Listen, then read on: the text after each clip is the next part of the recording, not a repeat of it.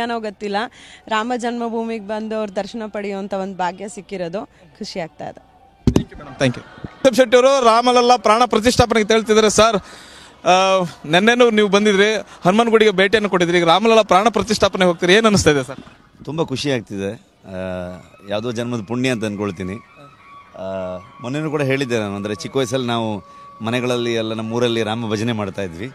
ಇವತ್ತು ಇಂಥ ಒಂದು ಅದ್ಭುತ ಒಂದು ಸಂದರ್ಭಕ್ಕೆ ನಮ್ಮನ್ನು ಕರೆದಿರೋದೇ ತುಂಬ ಖುಷಿ ಕೊಡ್ತಿದೆ. ಮತ್ತೆ ಇನ್ನೊಂದು ನೂರಾರು ವರ್ಷಗಳ ಕನಸು ಅದು ಈಡೇರ್ತಾ ಇದೆ, ಇದ್ರ ಬಗ್ಗೆ ನೀವೇನು ಹೇಳ್ತೀರಿ? ಮತ್ತೆ ಅಯೋಧ್ಯೆ ನಗರ ಹೇಗೆ ಅನ್ನಿಸ್ತಾ ಇದೆ ನಿಮಗೆ ಈಗ? ತುಂಬ ಸ್ಪಿರಿಚುವಲಿ ಲಿಟ್ ಅಂತ ಹೇಳ್ಬೋದು. ಅಂದರೆ ಎಲ್ಲರೂ ಕಣ್ಣಲ್ಲೂ ಅದೊಂದು ಖುಷಿ ಕಾಣಿಸ್ತಿದೆ, ಸಂಭ್ರಮ ಕಾಣಿಸ್ತಿದೆ.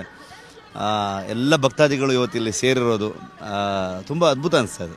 ನೂರಾರು ಕನ್ನಡದ ಕಲಾವಿದರ ಪ್ರತಿನಿಧಿಸ್ತಾ ಇದ್ದೀರಿ, ಈ ಸುಸಂದರ್ಭದಲ್ಲಿ ನೀವು ಏನು ಹೇಳ್ತೀರಿ?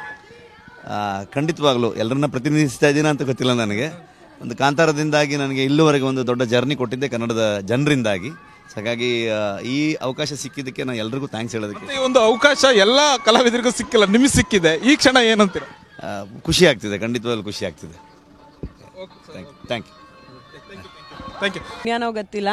ರಾಮ ಜನ್ಮಭೂಮಿಗೆ ಬಂದು ಅವ್ರ ದರ್ಶನ ಪಡೆಯುವಂಥ ಒಂದು ಭಾಗ್ಯ ಸಿಕ್ಕಿರೋದು ಖುಷಿ ಆಗ್ತಾ ಇದೆ.